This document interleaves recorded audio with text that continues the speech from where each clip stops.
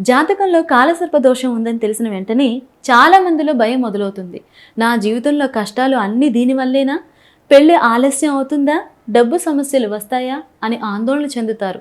అసలు కాలసర్ప దోషం అంటే ఏంటి? జ్యోతిష్య సంప్రదాయం ప్రకారం రాహు కేతుల మధ్య మిగతా గ్రహాలన్నీ ఒకే వైపున ఉన్న ప్రత్యేక గ్రహస్థితిని కాలసర్ప యోగం లేదా దోషంగా కొందరు జ్యోతిష్యులు పరిగణిస్తారు. అయితే ఇది ప్రతి జ్యోతిష్య సంప్రదాయంలోనూ ఒకే విధంగా అంగీకరించబడని విషయం కాదు. అలాగే కాలసర్ప దోషం వల్ల తప్పకుండా జీవితంలో కష్టాలే వస్తాయని చెప్పడానికి శాస్త్రీయ ఆధారాలు లేవు.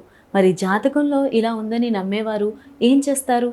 ఆధ్యాత్మిక సంప్రదాయాల్లో శివారాధన, నాగదేవత పూజ, రాహుకేతు శాంతి పూజలు, మహామృత్యుంజయ మంత్ర జపం వంటి పరిహారాలను సూచిస్తారు. ముఖ్యంగా సోమవారం శివలింగానికి అభిషేకం చేసి ఓం నమఃశివాయ అని భక్తితో జపించడం, నాగపంచమి వంటి పర్వదినాల్లో నాగదేవతను పూజించడం సంప్రదాయంగా పాటించే ఆచారాలు.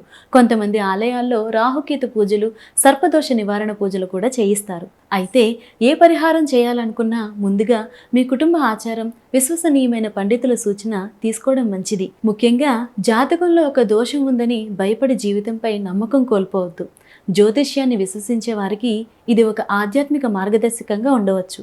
కానీ మన కర్మ, మన ప్రయత్నం, మన మంచి ప్రవర్తన కూడా జీవితంలో ఎంతో ముఖ్యమైనవి.